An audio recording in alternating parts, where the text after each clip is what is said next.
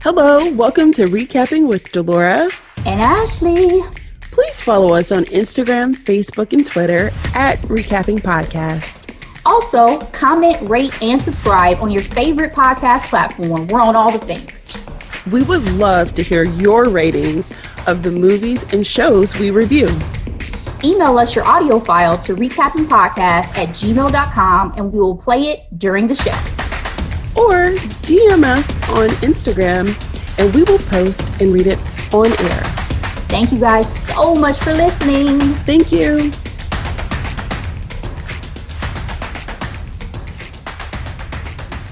All right. What's up, Delora? Ashley, how you doing? I'm good. It's so good to see you. I know we had to take a little week off. Well, you want to tell the people what was going on? I had the ultimate technical difficulty. My barely 1-year-old computer died. It was the hard drive, and I just could not believe it. I think we can all relate to the technical difficulty side of life, but the hard drive is absolutely the worst. Hopefully you got everything you need saved as a backup somewhere. I haven't had the opportunity to even mourn what I lost on my computer. Hopefully, I still have hope. Maybe that's what it is. But I'm using this older computer that's so much slower and hella heavy. It's like, okay, here we go. But we're back. Yes, we love our audience. are. We don't want to leave y'all hanging too long. So you're welcome. I'm just suddenly, as you were talking, it just reminded me of Sex and the City. Remember when Carrie's computer crashed? Everybody was like, you didn't back up. She was like, who? No one has ever talked to me about backing up before. Suddenly everybody's talking about backing something up. No, I don't have an external hard drive. I mean, I guess I didn't expect it out of a computer that's only literally a year and some months old. So yeah. If you're listening, y'all need to refund my girl or give her a brand new laptop. Okay. All right. I know that I talked about bringing back my thoughts on Aladdin from Broadway when I returned from New York. So I absolutely loved it, as if there was any doubt about this. Obviously, just going to my first New York Broadway experience was just magical in and of itself, right? But I can only imagine. You could tell that the cast was so happy to be back. The theater was the New Amsterdam Theater in Manhattan, full to capacity. Kudos to y'all for doing y'all thing with the checks on vaccinations and all of that. Appreciate y'all. But safe then. I felt safe and masked up the whole time. But A Whole New World in particular was freaking magical. I literally was cheesing like a little kid. It was just from the sets to the decorations to the energy of the cast. Like, it was just so great. But I have to tell you, the standout was the genie, played by Michael James Scott. And guess what, kids? He graduated from Dr. Phillips High School in Orlando, Florida. Wow, look at that. Fun fact. And also Amanda Seales graduated from Dr. Phillips. So it's interesting. It's interesting to have these celebs come out of Orlando. Not that I'm a native. What's up, Dayton? But I just thought that he did such a phenomenal job. His standing ovation was even bigger than Aladdin's. But overall, entirely magical experience. I loved it so much, and I cannot wait to go see something else on Broadway. I mean, that energy has to have been like palpable, right? It was. And there were breaks in character where, like, especially Michael would say, like, guys, it's been 18 months. Thank you so much for being here in New York. He just wrote character. There was this whole medley he did of different Disney songs in it. That was awesome. I will say my one thing that I did not like, because I have to give just my one thing. That is, I just didn't like that we had to change the animals into humans in terms of their relationships. Like, Aladdin has Abu. Now he had 3 friends. Jasmine had Raja. Now she has 3 ladies' maids. Jafar. Yeah, Jafar had Iago. Now he has this little guy who's like his little, servant friend, whatever he's supposed to be. Then, right? Yeah, they had people instead of the animals, but the animals are such a big part of Aladdin. Yeah. And then they also gave Aladdin a backstory about just losing his mother. And something about that was just like, I understand we have to change things up, but there was something palpable about Aladdin being on his own in the movie that I just didn't feel as much in the stage play. But otherwise, loved it. Like I said, just those couple notes. Switch it up on the stage. I know. Those are just my couple notes because I love me some Aladdin. So wonderful. That's all. All right. We have plenty to talk about because we've been gone for a little while. And a lot has happened. Girl, we got a robust agenda today. I feel like I'm using the word robust. I need a new word. I'm going to give me a thesaurus, somebody. All right. So let's get into these quick headlines for today. First quick headline. K-Stu is engaged, Laura. Her girlfriend of 2 years, Dylan Meyer, is the fiance of her dreams, it seems. She's a screenwriter and they met at a party. Sounds like an industry party. And sounds like K-Stu knew pretty early on that she was the one. But she just confirmed to Howard Stern that they're getting married. They're going to do it. She said, I wanted to be proposed to. So I think I very distinctly carved out what I wanted and she nailed it. We're marrying. It's happening. What do you think about this news, Delora? We've seen K-Stu through quite a journey in her love life. Okay. I'm really happy for her. She's living her life, her true self. And yes. I couldn't be more happy. Like, everyone knew her relationship with Robert was an industry relationship for Twilight. And I fell right into it, honestly, because when she cheated on him with that director from Snow White, that was a moment. Ooh, that was a moment. That was a scandal, honey. Because she wanted to get caught at that point. But so did he with his whole wife and children. So did he. Very true. But I don't know if I've ever really seen them together outside of the pictures that's now been released since their engagement. But congratulations, K-Stu. Absolutely. Like I said with Kravis previously, I love. And I'm so happy that it seems like she's happy. You know, I definitely felt some type of way when she cheated on Robert Pattinson. I'm not going to lie, but I think it was all a part of her journey to discover who she really is and what she really wanted. So do your thing, Kristen. You still my girl. All right. She's flourishing because I cannot wait to see that new Diana movie. Exactly. It's highly anticipated. And I just saw the preview not too long ago for the first time. Just the music, the drama of the music just reeled me in. I was like, okay. I've seen many a Diana now. You better bring it. You better bring it. All right. The Smiths' sex life is once again a headline. Delora. Ciao.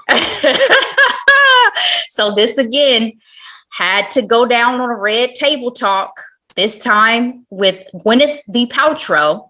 They were basically talking about why it's hard to maintain a healthy sex life. Now, I did not watch this red table talk in particular, but it seems like what they were talking about was just that there's a journey that you go through when you have a partner. And sometimes it can be difficult to communicate your needs. And you just assume that that person knows what you're thinking and feeling. And so, of course, because of the entanglements of it all, Delora, this caused people on social media to have a reaction and opinion, right? Because everybody's saying, oh, Will ain't holding it down in the bedroom and why she got to embarrass my boy and all this and that. Not Big Willie, right? And obviously Jada was like, listen, I got time today, okay? Actually watch the episode because that's not what I said. She said, stop making up headlines. Watch the red table talk I did with Gwyneth Paltrow. Will and I have never had an issue in the bedroom. Thank you. Delora, what are your thoughts? Ashley, I watched the red table talk. It was really good. And I watched it and I saw the headlines and I was like, wait, did I miss it? So I literally had to go back to see what part they were sensationalizing. They weren't even talking about sex at that part of the conversation. At that part of the conversation, they were talking about marriage. And Gwyneth and Gammy are both relatively newlyweds, right? Whereas Jada and Will are going on 20 something years. Right. So the conversation was, you know, newlyweds, there's a little bit of excitement. There's that energy there. Whereas when you're 20 something years in, you got to put in a little bit of work. And then with that, you have retrospect of, hey, we were so young when we got married. I was naive in thinking, I was naive in not taking accountability for my part of the relationship, whether it's asking for something, I guess, you want in bed or whatnot. But that conversation is like any conversation you would hear from a woman who's been with the same man for over 20 something years. Like, it wasn't even anything that was salacious at all. And so when I saw these headlines going rampant, I was like, what are y'all are tired. Like, what is going on? She didn't even say that. It was definitely clickbait going on because, again, I did watch it. It was a great episode. I love anything goop. I love a good table talk. And, you know, I love when Gwyneth talk about sex stuff because it's so funny. Like, you know, this woman sells candles that smell like her vagina. So, you know, I'm here for it. Y'all should see my face. I know you heard about this. I'm sure I did. I recently saw her on an episode of Ellen where she talked about, you know, the vibrators and the fact that her 15-year-old son was like, at first, Mom, I was really embarrassed that you sold vibrators, but you know what? You're helping people. So good for you, Mom. So, you know, that's a healthy relationship with your son, I suppose. But, you know, in general, I figured this was a very overhyped conversation. But again, I think it all stems back to the entanglements of it all, right? And people now feeling like, well, anything else that Jada says that in any way could be perceived as negative towards, you know, her relationship with Will, people are just going to jump on it because people love the drama. People love the tea. And honestly, they love tearing them down because think about this. I just had this conversation with one of my good friends. They have been on the pedestal for a very, very long time. Yeah. And now that we have a glimpse, actually we have more than a glimpse in the relationship. Yeah. It's red meat for the savages out here. Yeah. I think what's going to be great is to get more sides of Will that we'll be getting coming soon. Like when he's going to do his kind of documentary, he's talking about hardships that he's experienced. His book is coming out like this month or next month. And again, I don't know how much we're going to get in the book because it seems like we've already been told that he's not really going to talk a whole lot about him and Jada because he felt like he doesn't want to put other people's business out there to a certain extent, I guess is kind of how he put it previously.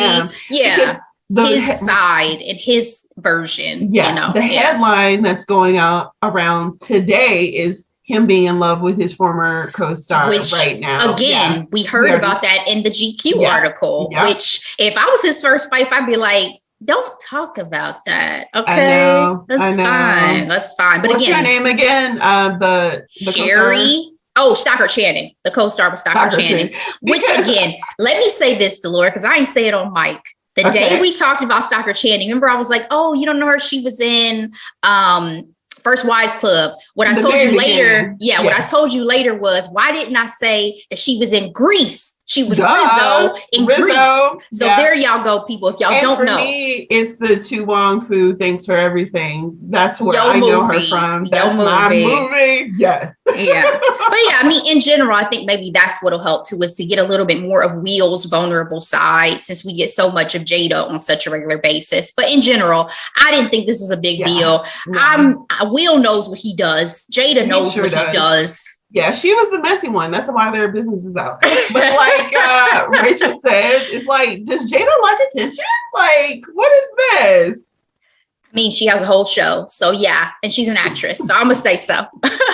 All right, let's move on to our Rock and Roll Hall of Fame 2021 inductees, Delora, which is being celebrated as the most diverse list of inductees in the history of the organization. We got some biggies.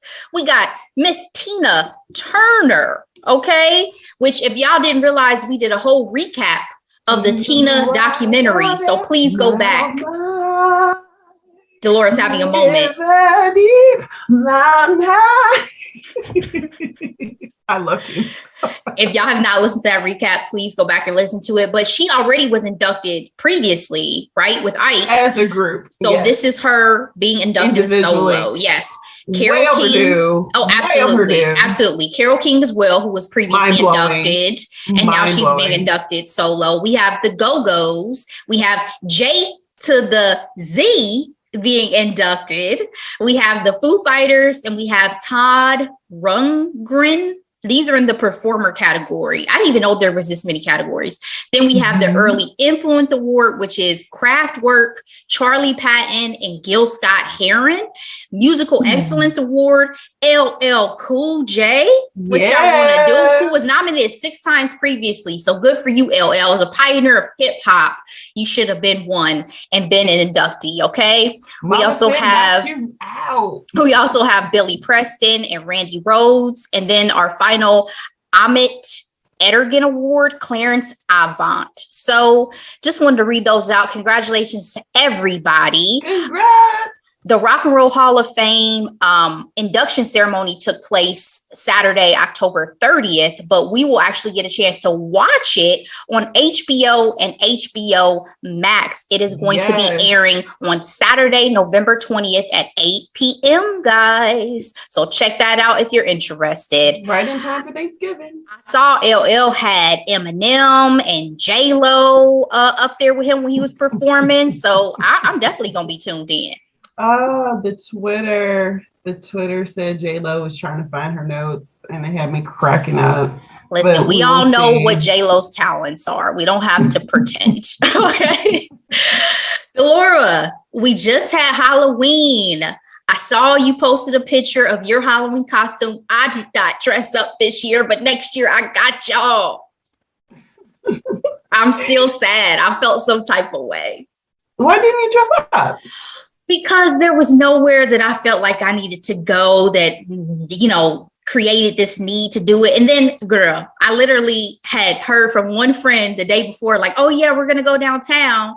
And then she hit me back till 10 o'clock that evening. And by 10 o'clock in my 30s, I'm not going. Yeah. I'm good. I have my whole I'm staying in the house mode outfit on, and I'm in a different mindset. You know what I mean? The bra is off. Okay. Girl, if I even had on a bra that day, it was definitely off.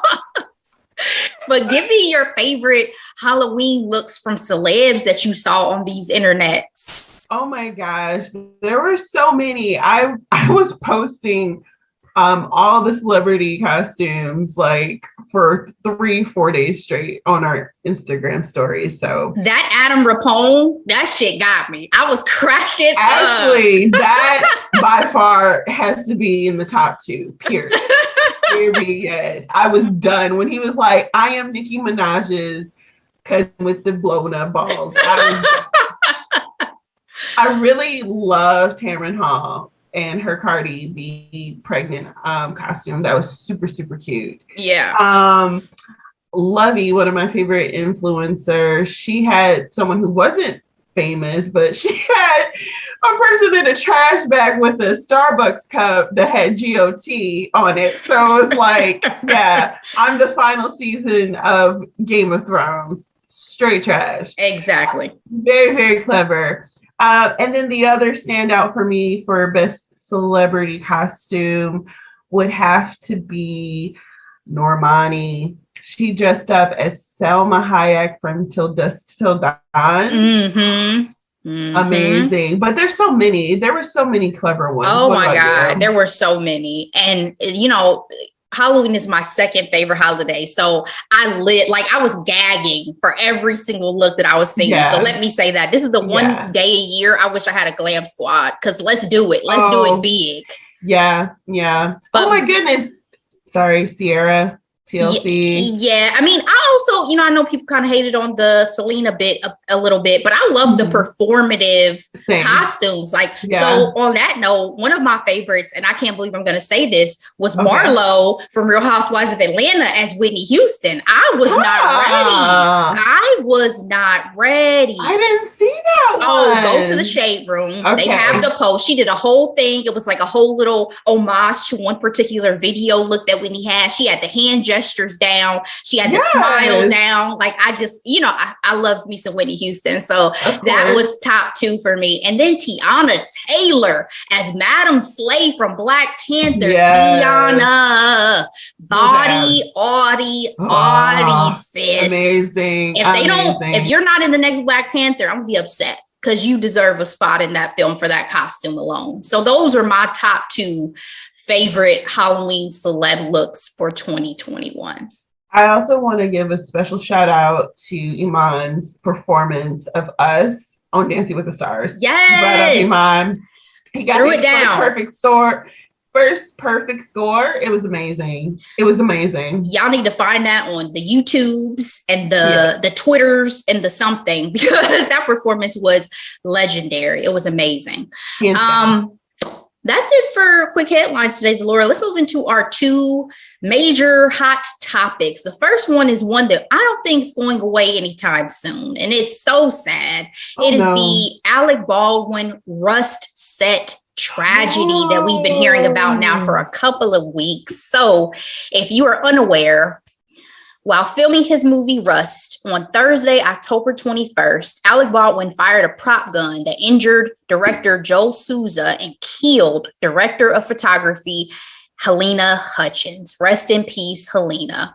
The incident occurred at the Bonanza Creek Ranch in Santa Fe, New Mexico. According to the sheriff's department, the weapon was discharged, and it basically created a halt to all of production. The sheriff's office is in the midst of an open and active investigation. No arrests have been made at this time. Alec Baldwin was questioned by investigators, and other members of the crew were investigated or questioned as well, but no charges, again, have yet to be filed. The LA Times reported that several crew members had walked off set to protest working conditions hours ahead of the fatal accident. They accused the production of not properly following safety protocols, including gun inspections. The workers claimed that there were 2 accidental gun discharges on set prior, with Alec Baldwin's stunt double allegedly firing a gun that was announced as cold, an industry term to say that there was no live ammunition in it, only to find out there was an actual live round in it. There should have been an investigation into what happened, a crew member said. There were no safety meetings. There was no assurance that it wouldn't happen again. All they wanted to do was rush. Delora, this is not the first time a prop gun has led to fatalities on a film set. In 1993, the late Brandon Lee, son of Bruce Lee, was killed during filming for The Crow after an improperly loaded prop gun was fired. So in reaction to this, many film and TV sets are taking action and vowing not to risk having hot or live, meaning loaded, weapons on set ever again, such as ABC's The Rookie and Amazon Prime's The Boys. I just saw today that the armorer, who is the person who's supposed to be, in charge of making sure that everything is good to go with the guns, her attorney is suggesting that there could have been sabotage that may have led to the fatal on-set shooting. So again, I think we're going to hear quite a bit more of this as the weeks unfold. Delora, give me your thoughts when you heard about this unfortunate incident. This situation is unreal, Ashley. When I first heard this, I couldn't believe my eyes what I was reading. I was like, no way. Yeah. Alec Baldwin. And, Alec Baldwin has been a movie star most of my life, if not all of it. And absolutely. The idea that he would be on a set that this type of incident would occur was just really hard for me to process. Immediately, I wanted to get more information. And when you found out that a person life was taken by such a tragic accident, just broke my heart. She was up and coming and she did really good work, and no one expects to die when they go to work. Period. Exactly. What I found out with like this investigation, why are we using real guns and quote unquote fake bullets? Everything is fake on a movie set, but we use real guns. Trevor Noah had a whole monologue on this, and it was well said. So I highly recommend everyone check that out. That was his main question also, and the fact that this is moving other productions of TV and film to do the same is just like, why is this the case in the first place? And, you know, thinking back to our conversation with Teresa and how important unions are and everything like that, you kind of get a better perspective of like what really goes on these sets. Yeah. So what about you, Ashley? What do you think? I think you summed it up so beautifully, Delora. I think the main question that I definitely had, and I'm sure the majority of people had, is in Hollywood, why, if we play make-believe and we can do so many special effects and things in post-production and all this, are we using ever live ammunition in any capacity that this could have possibly happened? And then to what extent could something like this happen or have happened previously and in the future? How many incidents have there been? Like my mind just went rampant with like, how many of these incidents have happened? Is this something that could happen again in the future? What safeguards are you guys going to put into place? And then obviously my heart goes out to Helena Hutchins' family. Absolutely. She was married. She had a young son. And then Alec, to your point, I've grown up watching Alec Baldwin in my entire life. So for him to have such longevity in a career, and then as he's now, you know, older and been in the game for so long, to have this now on his conscience of having taken this woman's life. Like when they said he was inconsolable, I was like, I can only imagine. Yeah.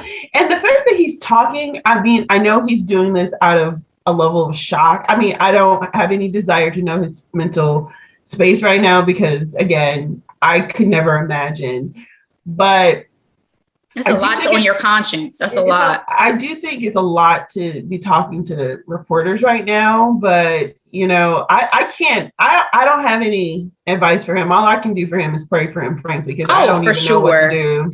I think it's a default too, right? Because again, he's a Hollywood person. Like I think it's probably a default to think like, oh, I need to make a statement or I need to show face because everybody wanted to know how he is. But I mean, this woman lost her life tragically. And that's really all there is to say about it. At this point, it was an accident, but obviously there's some level of culpability that happened on that set with however that firearm got into the hands of Alec Baldwin and was loaded. So and when that investigation concludes, I'll be curious to hear it.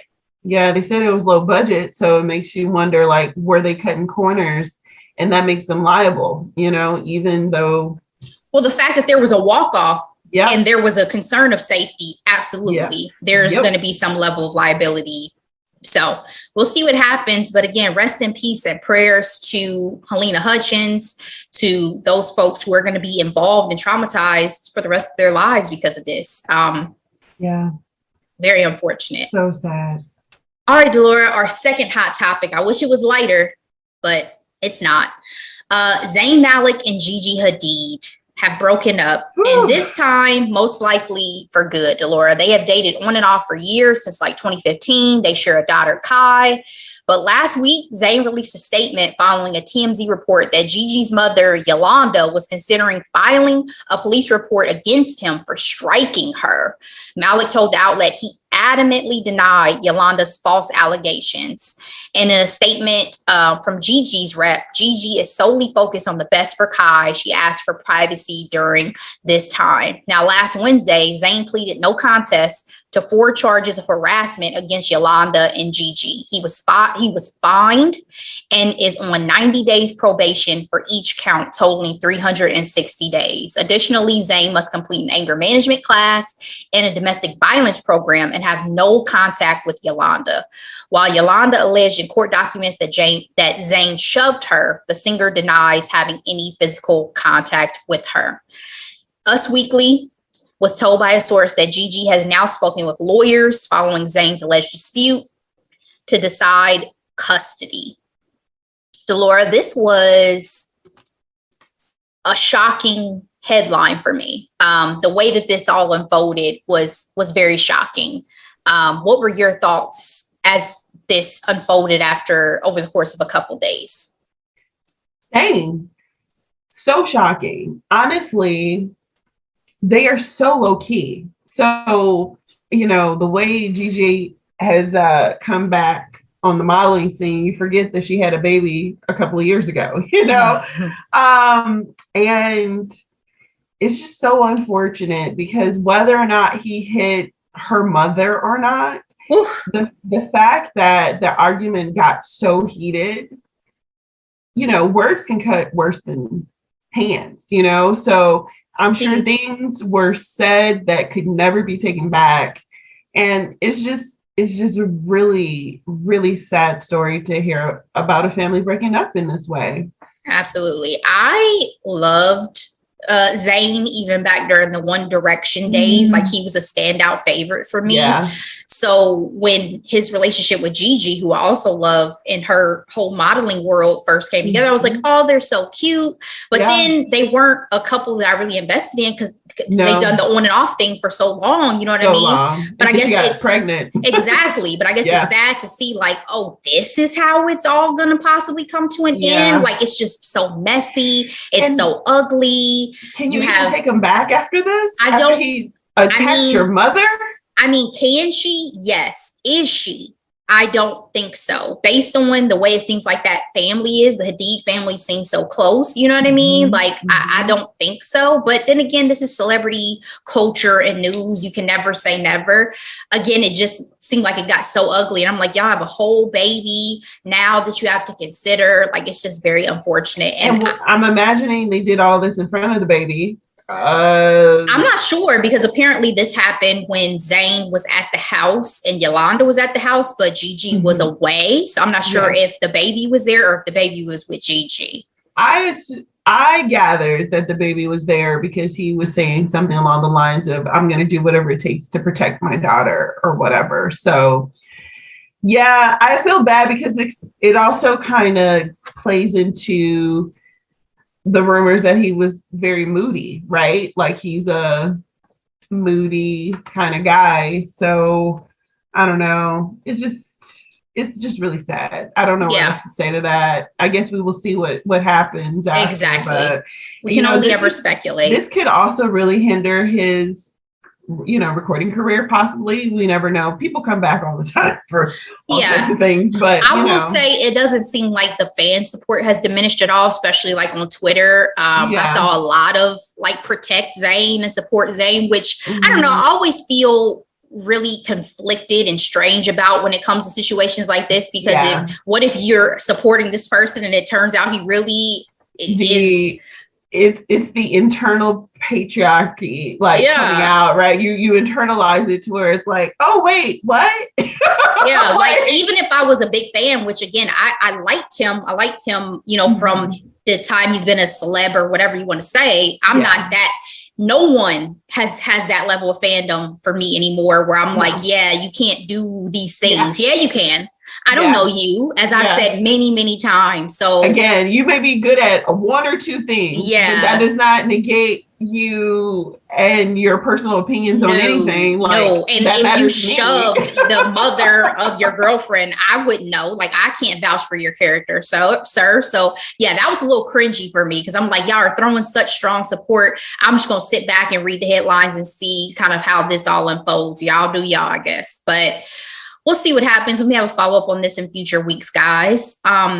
That is it for our headlines and hot topics today, though. But we do have a fall preview recap like we did previously for Queens. This time we have to talk about Michelle Young's season of The Bachelorette, Delora. In our first impressions, we have 3 or 4 episodes that have now come out.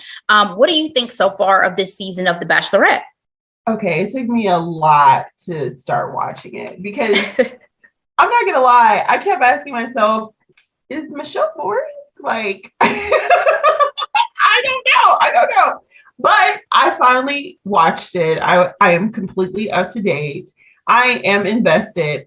And honestly, the other reason why it was difficult for me to get started also, the guys weren't that attractive. Yeah, agreed. So So it's like, sorry, batch of men, like, where did you get them from? Well, especially because I feel like Tayshia had such a great group. You remember that I thought that group of guys were great when we saw that. And what was the chick's name before Tayshia that had them first? Because remember, it was the split season. Right.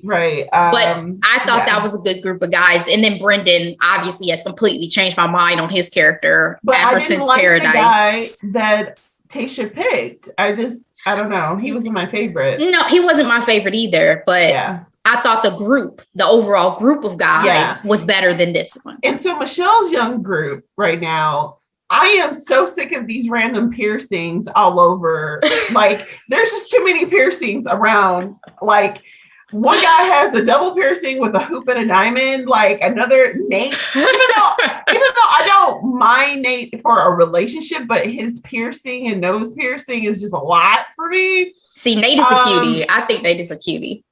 With the piercing? Yeah. I still think he's a cutie. I'm a clean cut girl. That's probably what it is. This is this generation. You know, piercings are nothing to these guys. I guess. And then the guys in the dyed hair with the blonde, it's a lot. So here's the deal. My favorites, these are the noteworthy people this is especially from the first episode, okay? Joe was on my list. Okay. Clayton was on my list, even though red flag, he's from Missouri. I'm always leery of white dudes from Missouri. Sorry. Wow. Ashley, my mom is from Missouri.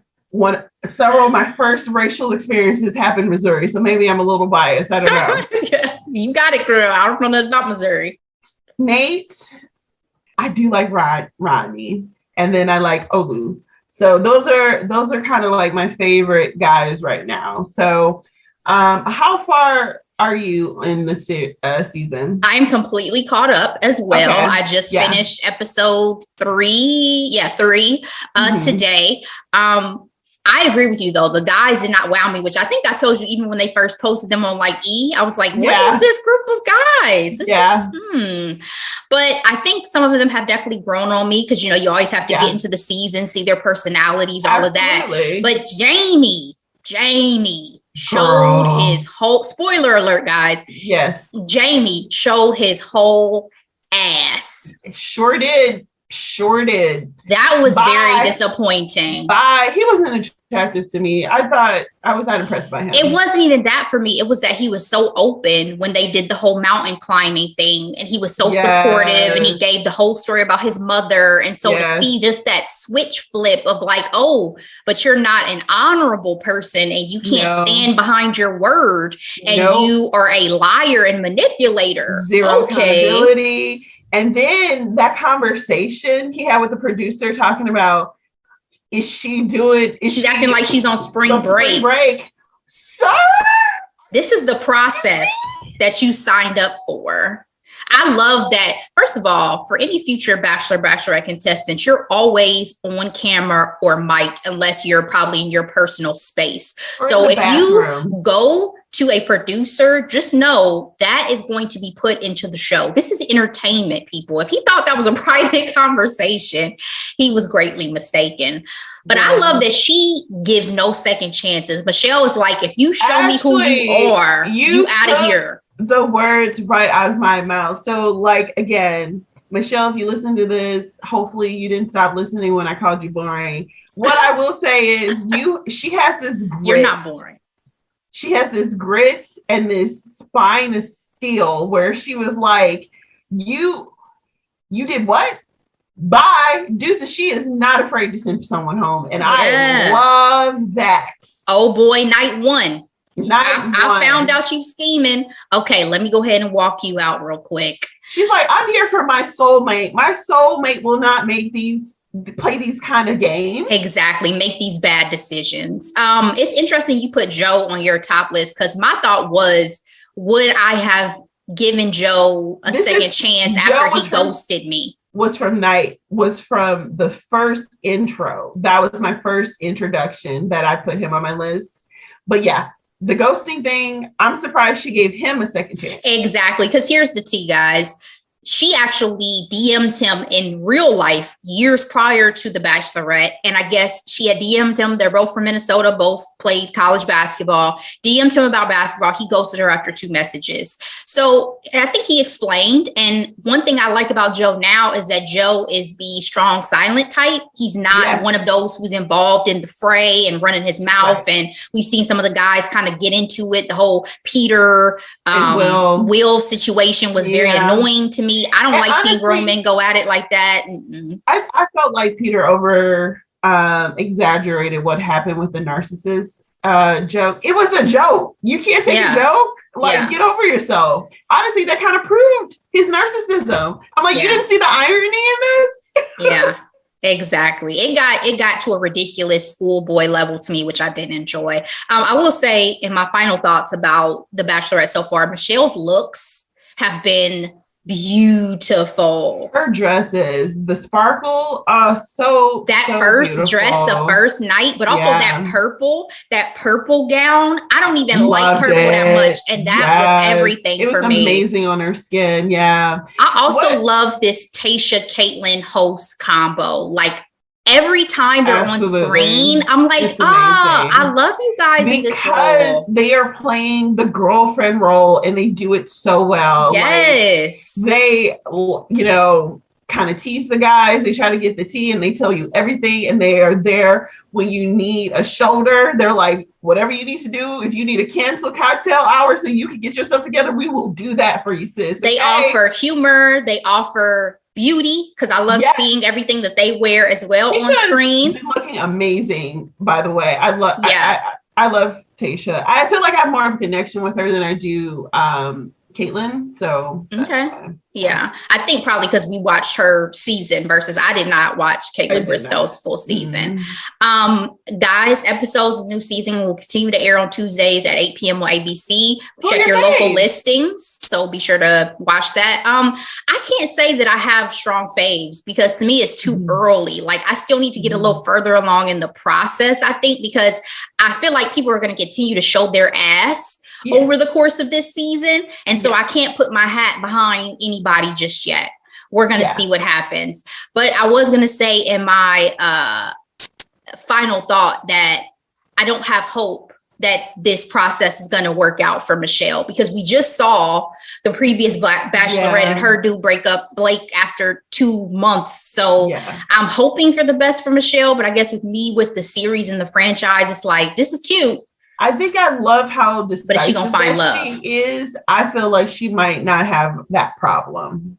But it does the caliber of men give her the opportunity is the question. Like, she seems wonderful. Michelle seems wonderful. But we had her on The Bachelor previous season, and Matt, he wasn't it. So now we're gonna see if she has anybody in this group. Right? Daddy issues. You don't need a man with daddy issues. He wasn't it. All right, that's it for our fall preview recap of The Bachelorette. Guys, as always, feel free to give us your thoughts on any and everything that we discussed. So, Laura, last up for our episode of recapping today, our microdose of Insecure Girl. Season 5, episodes 1 and 2. We back. Okay, guys, if you're not watching, we took a trip back to Stanford, which is where our core crew all graduated from, which I didn't realize. I guess that was discussed in season 1. I didn't know they went to Stanford. Black excellence. Stanford. It's amazing. And, again, it's not surprising considering Issa really did go to Stanford and her character actually has her first name type of deal. Amazing that they actually let them record the showings at Stanford, because even Reese Witherspoon said that they would not let them do that for Legally Blonde, which is why they went on to Harvard. So go ahead and make some history, East, in this final season. Controversy we saw in real life with the whole AKA situation and the fact that Amanda Seales' character was an AKA on the show and wore the actual merch and memorabilia. What you think about this kerfuffle? Ashley. First off, I am me by me, so I am not affiliated with the Divine Nine. Me either. I have good friends and family who are. Love y'all. I am going to have to respect people who wear the shield in their hoopla. But from my perspective, I had the same assumptions as the producers, where it's like, it's not like you're repping them in any type of negative light. You know, exactly. Tiffany is a decent Black woman who wouldn't be proud to have her rep their group, whatever it may be. You know what I mean? So I don't understand it, but I gotta let the AKAs rep they set, you know? Being stupid. But what about you, Ashley? I just feel like y'all need sometimes to think things through. Like, I think sometimes people hop on something and then it gets overhyped, and then other people hop on that same bandwagon because, in my opinion, the fact that they're including these historic Greek organizations, Black Greek organizations, in a show that is so celebrated in the culture, I just don't understand why that would cause a controversy. Y'all would rather them have fake Greek organizations on there instead of really shining such a light on yours and propping you up for those audiences and for people to recognize, you know, how special it is. Like, I couldn't relate to it. Again, to your point, I am not an AKA, I'm not a Delta. I cannot say, you know, how anyone should feel. I can just say I didn't understand it. And I thought it was an unfortunate controversy in the midst of the final season of such a prominent Black show. Exactly. Honestly, the controversy was the fact that Issa had Lawrence pick her up and break up with him when he dropped her off. I know. He was going to get some draws that night, but apparently not. That was my next note. Issa and Lawrence are done, so breaking hearts everywhere because I had reinvested in their whole relationship. I was so ready for them to go the distance. Because, Ashley, they did such an amazing job last season showing us that spark. I realized we were deprived of it because they were in such a rut in their relationship when we were introduced to them, right? So we didn't get a chance to see them not have the burdens of life on their shoulders. You know what I mean? They were individuals coming together and they had that chemistry, which was so and there's been such growth for both of them, right? Yes, career-wise, maturity-wise, all of those things. And it felt like the timing was right for them to get back together. But then Condola came to ruin the party. So is this the end? We don't know yet. We're only 2 episodes in, guys. But we also see a rekindling, at least we thought, between Issa and Nathan. Yeah. And that soured real quick. Delora, what'd you think about that in episode 2?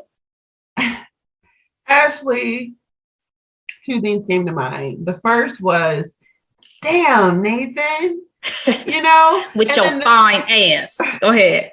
And the second was Maya Angelou. You know, if somebody shows you who they are, believe them the first time. Obviously, I'm paraphrasing, but all he does is ghost. Like, sir, where's the communication? You felt some type of way about him leaving her in the middle of the night? I sure did. What about you? I didn't. I mean, she was so vulnerable that she was crying in bed and you just decided to up and leave and you didn't say, see, I don't even have a problem with him leaving. It's just the zero communication of it all. Like, he could have been like, hey, I'm going to bed. I'm going to sleep in my own bed. I'm going to go now. In the morning. I get it. There's a respect factor. He could have handled it differently. But I guess what didn't bother me at the same time was, at first, I paused the TV when she said you could spend the night. I was like, oh, Ace, we inviting Nathan? I didn't know that this was going to come back around, right? Because they were just rekindling their friendship. Exactly. Yes. So I didn't think we were going to get back to this romantic place ever, if not right now, right? But then I think at the same time, I don't think Issa did it intentionally, but I think that it was probably a little devastating for Nathan in that moment for something he possibly had been hoping to rekindle, for her to break down crying about her previous situation. You think that's what she was crying about? I think so. I think she wasn't ready to move on from what had just happened with Lawrence, because she said when she was sobbing, like, oh, I thought I was ready, but I'm not like over it yet type of thing. So but I thought a year had passed at this point. I don't think that necessarily means that she was over, possibly hoping that they were going to come back together. Smash no one for a whole year, and this was her first time. I have no idea. Yeah, maybe not. Okay. Plenty of women go a while without some if they're not in a relationship. But I'm just talking, I will just say that was my perception of the episode, is that I think that there could have been a level of devastation on Nathan's side for the way that it unfolded. You know, yes, there could have been a level of communication, but I was not upset with Nathan for being like, I'm gonna let you have your moment. I'm gonna go ahead and slip out. We can have a conversation tomorrow or the next time that I see you, because some could see it as like, she was kind of trying to use him a little bit. Some could see it that way. I'm not saying I see it that way. Some could see it that way. I was surprised that she asked him to come home and spend the night, because I'm just like, well, you gonna ask all your friends to sleep in the bed with you? Like, because, you know, we had Molly sleep in the bed earlier in the episode. But I don't know. I didn't like it. I thought it was a bad look, especially because I know she felt like egg on her face, you know, to hear the door close like that. So that's what I think. I was more concerned with how Issa felt than Nathan in that situation. And that's valid. I think because we get Issa's perspective and we're watching it through Issa's eyes for the most part, it makes sense for people to relate more to her character. But I can't say I was mad at Nate. Molly is on her whole self-reflection journey. We're finally getting to see the natural hair rocked out, which is so intentional. So cute. If anybody watches the after show, this hair journey is intentional. It's a part of her character development. Now, what do you think is going to happen with our girl Molly this season? I don't know. She was on my shit list last season. She was on my shit. She's still kind of there for me. So for me, we're good. I'm good with her now. Are you? Yeah, okay. We cool. Me and Molly cool. So for me, she's kind of, you know, toeing the line a little bit. I don't know, because I feel like, kind of like Issa, like they gonna fuck up somewhere. Like, and just where is it? Where is it gonna be? Oh my goodness. I don't know. Oh my goodness. You don't think Molly is going to have these moments of like, you know, as we saw when she was thinking about her past relationships and kind of trying to progress forward? You don't think we're going to see that progression in this final season? I think we will. I think there'll be a couple of back steps. Most progress, you take a couple of steps forward and you might take a couple of steps back, you know? So I'm really interested to see like what that's going to look like in this season. I am proud that there's thoughts behind action these days. Yes. My only hope is that it doesn't become excessive to where it becomes PTSD, like, you know, bad situations flashing before your eyes to where you can't move forward, you know. But you don't want this to be like 9 Perfect Strangers. Let's not introduce any hallucinogens to our cast of Insecure. Oh my gosh, the mushrooms. Yeah. Check out that recap, guys. Yes, I think we will. I think we're going to see growth in Molly, especially I think they're going to give her growth in her love life, which I'm excited for, because one of my biggest criticisms of Insecure after maybe season 2 was I was like, where's the growth? Where's the growth with any of these people? Like, there's no, you know, thought of the previous mistakes that you've made and the opportunities to change those things over the course. So I feel like in the last 2 seasons, we're finally seeing that. We're finally seeing, oh my God, I have the same patterns of behavior. I'm making the same mistakes. How am I going to change this for the better? Yeah. So I'm really hopeful. And I'm also super excited about Issa and her career with, you know, the block and where it seems like she's going with that. And then my dude from, you know, we had this crossover episode with Queen Sugar and my dude Kofi, aka Ralph Angel. I was like cheesing to see him on. And he was the character I didn't even know I would be excited to see come on to Insecure, but I loved it. And the fashion show was a whole look. That was a whole concept that they did. Yeah. So again, guys, if you're not watching the after show, you're missing out on some information because it was excellent. But any other final thoughts on the first 2 episodes of Insecure as we kick off our 5th and final season? Oh, I was having this conversation with my girlfriend, Aaliyah, and I was telling her, she was asking me if I was going to watch Insecure, and I'm like, yeah, I'll get there. You know, I don't really have to watch it live. But then when I finally watched it, I was like, it is such a big deal that this show is able to end on top. Yeah. This was our first show, like our first show, meaning millennials. Like, all the shows previously were people older than us. Like, if you think of the Living Singles or the Sex in the City, you know, we love those shows, but they weren't us. And even with the college show, Grownish, that's not our lives. I felt more connected to a different world than Grownish. I never took pills voluntarily for nothing. Exactly. So to have Insecure be our generation's show, it's something to be celebrated, and I'm super excited to see how it's all gonna pan out. So I know. I'm rooting for y'all, Issa and Lawrence. I'm rooting for you. Don't let me down. I am. Oh no, girl, I am. That's fine. I want her to get somebody else. Like, at this rate, I think that just because he's gonna have a baby. I was just telling you, I was just watching Felicity. Felicity and Ben still made it work, even though that man had a whole another baby. Okay. I think when I'm invested in the love story and the love between those people, I think you can overcome it. So I'm still rooting for Issa and Lawrence. My final thing, Delora, is would you have laughed after your friend from college robbed you? Because that pissed me off. I was like, I'll be trying to figure out a way to find this chick. What the whole fuck? No. The answer is no. Insanity. Upsetting, but I'm glad they could find the humor in it. Anyway, that's all we got for today, guys.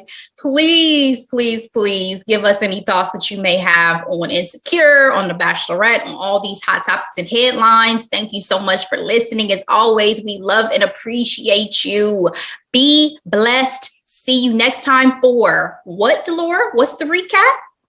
Only Murders in the Building, a Hulu original, Ashley. Very exciting. Check it out if you haven't seen it. We'll see you next time. Bye.